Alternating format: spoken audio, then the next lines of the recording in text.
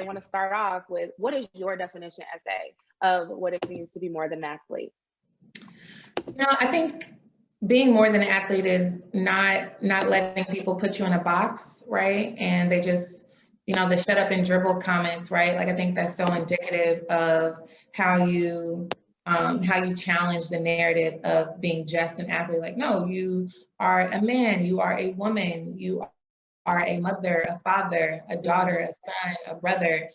You're a citizen, right? Like, one of my mentors, Joe Briggs, talks about how insulting it is to tell an athlete to shut up and pay more taxes, more states than most people. They have to pay taxes in every state, a lot of states that they play in. So, they probably have the most right to speak on national issues because they pay a lot more taxes than everyone else.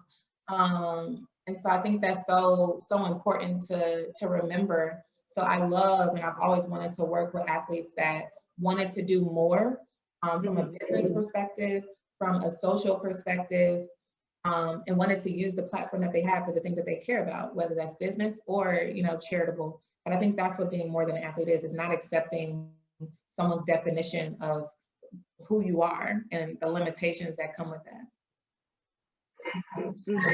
I totally agree with you. I'm right there with you on that. Be quiet and dribble, or what is it? Shut up and dribble. Yeah, no, we ain't doing that. No, we're not.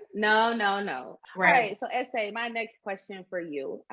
You are in a unique opportunity where you're working with athletes who, decided to be more than an athlete, to not only take on their physical, well-being, the mental well-being, but also have a business perspective. Can you give me some insight of some of the things that your clients are doing? I know it's confidential, but just some things that and that you are excited about. Yeah, so right now, I work for House of Athlete alongside Brandon Marshall, and he, if anyone has met him, he does not accept any limitation that's put on him, and he's always seen himself as a business person. He was the first, football player to do TV while still playing. So he started doing Inside the NFL 7-8 years ago, where he was literally flying to New York on Mondays, his off day, to film. So he's actually always been kind of a pioneer when it comes to building their brand off the field. And he always was like about what was next. So now we have House of Athlete, where we have our I Am Athlete podcast, which is super popular right now, that he executive produced and we produce with our production company. And then we have our fitness facilities where we train the pros.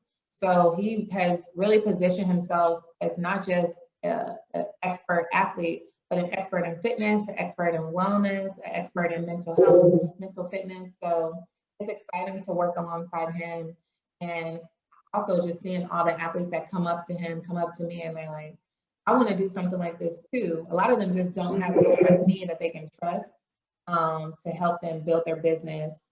And that's really what's important, is being that person that these athletes can trust with their dreams, their personal business, their personal finances. Me both with Julius Peppers, and he doesn't trust nobody. Literally. So being able to help him start his foundation was an honor. He's such he's one of the biggest athletes in the Carolinas. And so all he wants to do is give back. He doesn't want any credit. So I literally have to fight with him every time I want to say his name or give him credit for something. But those opportunities are great because a lot of these athletes, they do more. They just either don't have the capacity to even figure out where to start, or they don't have the right people around them to help them build their dreams. So it's been exciting to be in this position the last few years to work with some iconic athletes. Well, I want to expand on the team. Can you hear me? Because I know the sound is kind of going now. Expanding on how you put your team together. I know that, my husband, when he was coming out, he had all these people, marketing guys, PR guys, and agents. What is your suggestion for athletes? If they have all of these people coming at them, how do you, determine who is going to be great for your team and, who's not, essentially? Yeah. I think that, There's probably a few different ways you can go about it. I definitely think that every athlete has to have 1 to 2 lead trusted advisors. So they may not be an expert in everything, but you trust them. So for me, one thing that I offered Brandon when I was consulting for him and I offered Julius is like, I'll just vet anything for you. Like, if you tell me someone is saying X, Y, and Z, like, let me just do my due diligence, right? And just having somebody that can ask the right questions. Usually that person, it's good for that person to be a lawyer or at minimum an accountant or a CPA. But finance and legal are probably the 2 best backgrounds you can have as a trusted advisor, someone that can just, fish through the BS, vet people, ask the right questions, and just help the athlete think through things and just, protect him, right? Like small things like NDAs and paperwork and, like getting invoices and not paying people directly and paying, like all those types of things are things that I think about. Brandon just wants to talk to everybody, you know what I mean? But like, that's not how they should be handling business, because they are vulnerable and they are, the risk is so much higher with just their finances, their name, their brand. So I think you start with 1 to 2 trusted advisors, and then you lean on them to help you build your team and just vet people out. Because there's a lot of fanboys and people that sell these athletes' dreams. Yes. Oh, you do this, should be $1 million, you make millions. And it's like, really? Like, are they though? Yeah, exactly. And that's the goal, obviously, is for all of them to get to, the second contract, right? They always, especially NFL, like, because NFL unfortunately is not guaranteed contracts, but that's a whole nother, conversation. But because it's not guaranteed contracts, I always encourage my clients, you need to plan. If for some reason, there are too many variables that could happen for you not to get to second contract. I will say with you, I'm right with you. Like, there are small things that they just don't understand. But I think fundamentally that goes back to even college, right? When their athletes are in college, everything is done for them. So the things that we had to learn when we were undergrad, they don't have to learn those things because people are doing those things for them. So I agree with you. I would say have an attorney on your team, but I tell everybody that you need to have an attorney that you can. You need that. But the right attorney, because all attorneys aren't good people either. You're right. So I feel like if it's not going to be an attorney, it doesn't hurt to have someone with a strong finance background, because chances are both of those professions can do pretty good due diligence. But obviously, I'm partial to having. Well, and I think you're also having that fiduciary relationship as well, because we have a standard of which we have to operate.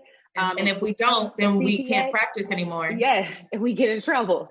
So I think it's easier to have somebody that does that versus somebody that's just like, oh, I'm just a marketing person. Now handling your millions, So and I think I'm right there somebody that doesn't need you. You know what I mean? So when I started working with Julius, I think one thing that he appreciated was I was working for the Panthers. So one, I'm not like hungry for money. I don't need you for your money. And then also he can trust that, okay, you work for the Panthers. You're not going to do anything that is fraudulent or whatever, because you have a whole career and if you do anything to me, you're done in the NFL. Yeah, like done. Find somebody that has that type of pedigree, that type of, they have a career without you. If they're depending on you to build their entire career, that is not probably someone that you need to start with. You need to start with someone that already has money, that already has a career, and you're just going to be a client of theirs or a partner of theirs. But you meet somebody and they only want to, they need you. I don't think that you want to be in that situation. I wholeheartedly agree, because it's one-sided. And then at that point, they start thinking somewhere along the line that it's mandatory for you to take care of them. And so, and you're not going to tell them no if you need them to pay your bills. I'll tell Julius and Brandon and who else no a million times, because I'm like, I don't need you. I could go work anywhere. So the only reason why I'm here is because I want to help you. So I'm not going to tell you what you want to hear. I'm going to tell you what I truly think is best for you. But that's because, and I think that's valuable. And they know that. So that's something to do. That's why you're on their team. That's why. So Essa, you mentioned something about telling an athlete no. Most athletes don't hear that. And I think, you touched on it and saying the importance of telling them no and understanding that you're not going to always say what they want to hear. What are your principles when you're dealing with any athlete? Like, what are some fundamental things that you say, well, these are my core values before I start working with you, and this is what I'm going to stay within? And, you know, how did you come up with those core values? Yeah, for me, you know, I always, and one that's like about me being a lawyer, right? Like I do have that fiduciary responsibility. So I always think about what is in the best interest of the athlete first. And I go above and beyond with clearing things. So like if I have someone's credit card number, I'm asking them every single time before I use it. I don't care if you told me you trust me. I don't care if you told me you don't care or yeah, do it. No, I'm gonna send a text and I'm gonna call. I'm gonna respond in writing that you gave me the permission to spend this $10, because I always just want to, you know, cross my T's and dot my I's, but I also want to be able to point back. So if he or she has a question a year from now, 10 years from now, whatever, then, you know, I can point back to, no, you said I can do that. I signed your name. Like, I'm still going to, okay, if you're okay with signing, yes, I say I don't care. Like, it's you. No, I'm telling you, this is what I'm signing your name for. I want you to know it. I want you to approve it. So 10 years from now, if the document comes up that you don't remember, I can show you where you told me it was okay for me to sign your name. And I'm obviously that you should sign this document. So for me, it's all about, you know, making sure that my athletes have approved anything that I'm doing, but also my number goal, especially with Brandon, is making sure he's making an informed decision. I can't tell him what to do and what not to do. My job is to give him as much information about the decision that he's about to make. So if he wants to do X, Y, and Z, and I know that these are the risks, this is the downside, this is the upside, my job is just to give him as much information as possible so he can live with his decision, because he trusts that SA told me all the risks associated with this decision, and he's making a business decision with facts, with information. So that's always how I try to operate, because you can't make them, they're grown men, and I don't like to baby them. I just like them to be informed of what they're doing. Okay, well, you can do this, but the risk is if you don't want to go and sign an NDA and you say something crazy, you know, they can say something. Like if you don't, it's only gonna take 2 seconds, by the way, to sign this NDA. But if you don't want to do that, I'm just letting you know, I don't think you should. I'm on record saying that. That is honestly CYA, right? I'm just covering my own ass, because I want to make sure, I know that they're depending on me to protect them. So if they reject my protection, I want it on record that you rejected my protection. But that's really it. Like, athletes just need information. They're smart. They know who they are. They just need information. They just don't always get the right information.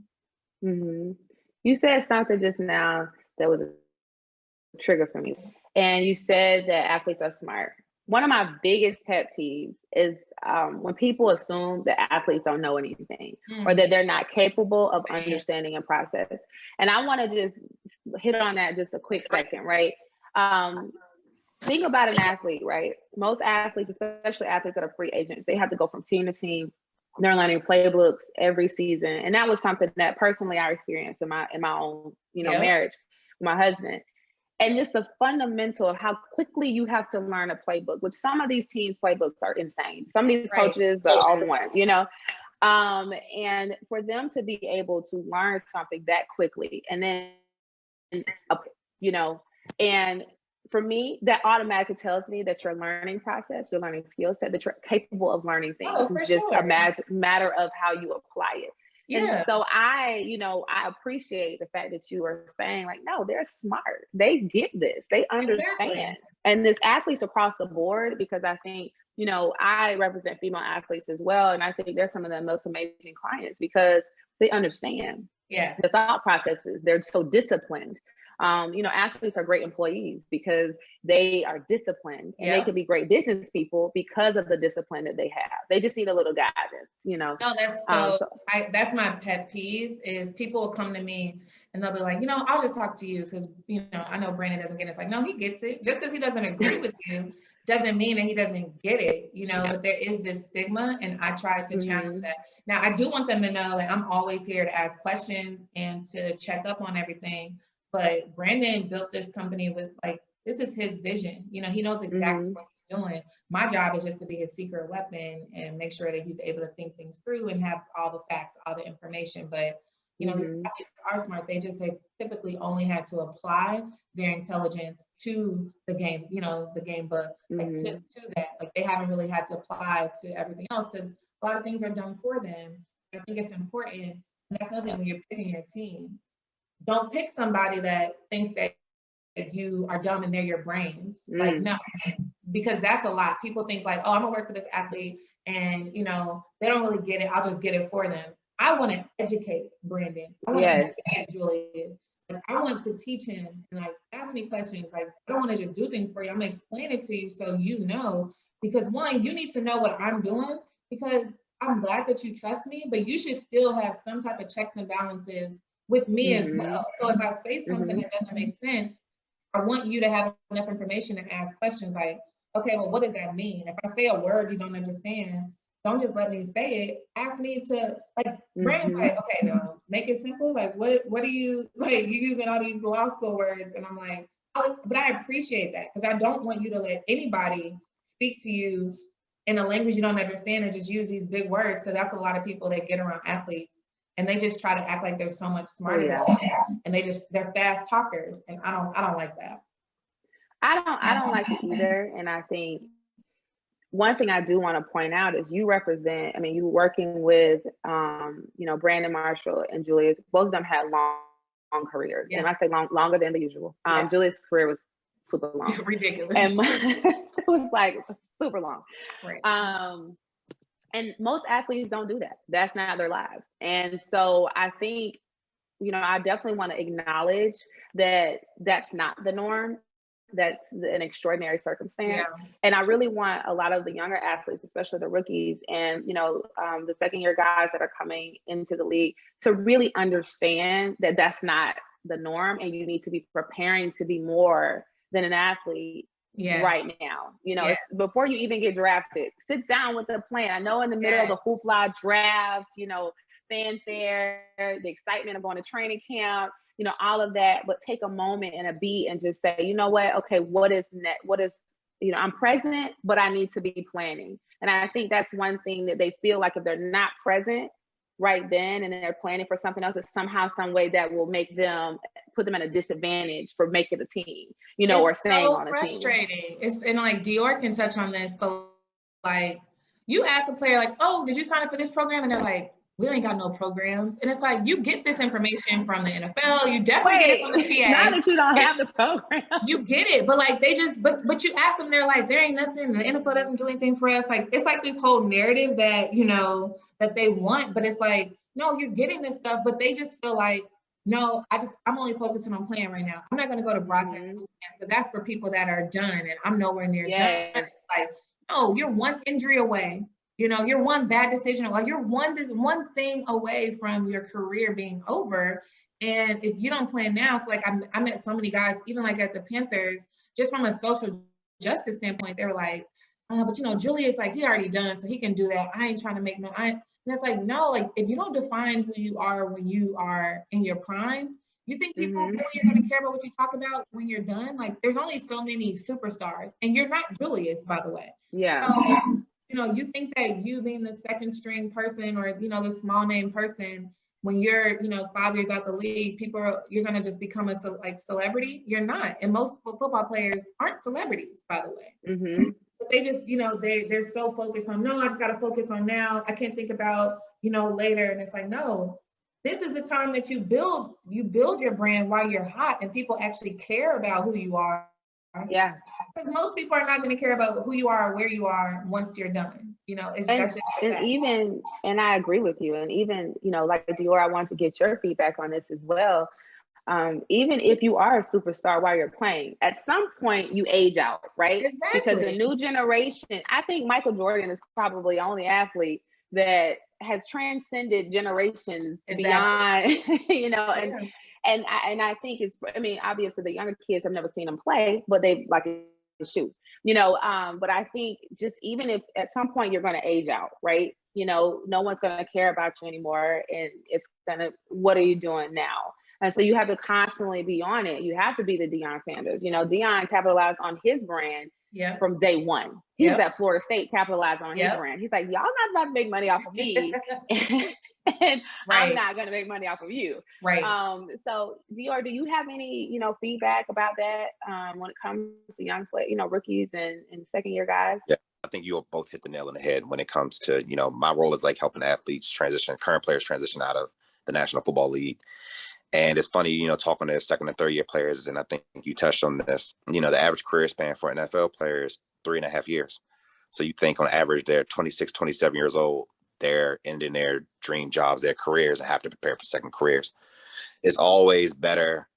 The transition is always better when they've put in some work while they were playing. And that's, I think, the point that you all are making. I agree with 100%. It's like maximize your time in the league. Like it comes with just putting footballs on Sundays, Mondays, and Thursdays. Like there's so much more that comes with being a professional football player besides just being a professional player. Like take advantage of the resources, the things that you earn. Because at the end of the day, like, I work at a union, players pay union dues. So it's like, what's the point of paying the union dues and not taking advantage of all the things that come with it? So I'm always encouraging guys, just, especially you look at the second and third year guys, we've made an effort to start talking to guys earlier in their career. We work a lot with rookies. We're starting to get in the collegiate space now. You think about the NIL space and teaching young college athletes how to leverage their brand. So I think it's super critical for guys to maximize their time while they're playing, because that's when they resonate. I think, to be honest, when you become a player, a lot of those resources go away. A lot of the phone calls stop. A lot of the opportunities fade. So you might as well maximize while you're playing. Yeah. I would say, this, I've seen a lot of players in SAU different avenues that Brandon Marshall was in, right? A lot of players assume, and Dior, I'm sure you see this all the time, that their only next step, right, is coaching. So either you're going to be a coach or a commentator. And that, can kind of quickly, because I don't want to hold you guys too long, but quickly, can you just kind of give some feedback of, what are the different avenues that players can look into post-career, and what would you encourage them to do, to help them get to those points? I can start off too. So that's why it's funny you mentioned the coaching and the broadcast. When I first started the NFLPA 7 years ago, that was the big thing. Like, I want to get into coaching. They try to do anything related to sports still, which is fine. But my thing, that's why I push on all current players. Just what you're thinking while you're playing during the offseason, everything's exploratory. Like you can go spend a week with ESPN. You may notice that the cameraman is what you want to do, or like the person, the control operator is the job you want, maybe not the broadcaster. And so that's why I'm like, just expose yourself to so many different areas of interest, because one thing will pique your interest outside of just broadcasting and coaching. So there are a ton of different avenues. You think about, a lot of players have residual income. I mean, I think the average Harvard graduate makes about $60,000 a year. NFL players, the minimum salary is around $600,000. So they're making, 6 times what a Harvard graduate makes. So they have the income. It's like, what can you do with that? And I think business is a big thing that, I encourage a lot of players to tap into, because it encompasses so much. You think about marketing, you think about communications, you think about strategy, all of the skill sets that it takes at a lot of different jobs. So I do, and I don't push guys into business because when they think business, they think entrepreneurship, and they throw their money into something. And it's like, they don't put the edge behind it. So I always tell, especially younger guys, find something that piques your interest first before jumping into it. We do this with real estate because a lot of guys want to jump into real estate. Like, I just want to buy a property, I want to invest. That's the quickest way to lose your money if you're not knowledgeable. And that's the quick advantage of too. So it's like, all right, find something that you're passionate about first. Yes. And then we can tell you the steps to take, what you need from an educational perspective, from a networking perspective, and from an experience. That's kind of my. That's so true. Like people will buy a pizza joint and you don't even eat pizza, right? or you're not trying to be there. You know what I mean? Like, if you're gonna invest in a business, like make sure it's something you really like. Like Brandon literally lives and breathes fitness. Like he could work out all day. He loves this stuff. Like he studies it. He loves health and wellness. So we have to kick him out of the facility, but that's what you want, right? Because he lives and breathes the business that he's invested so much of his money and time in.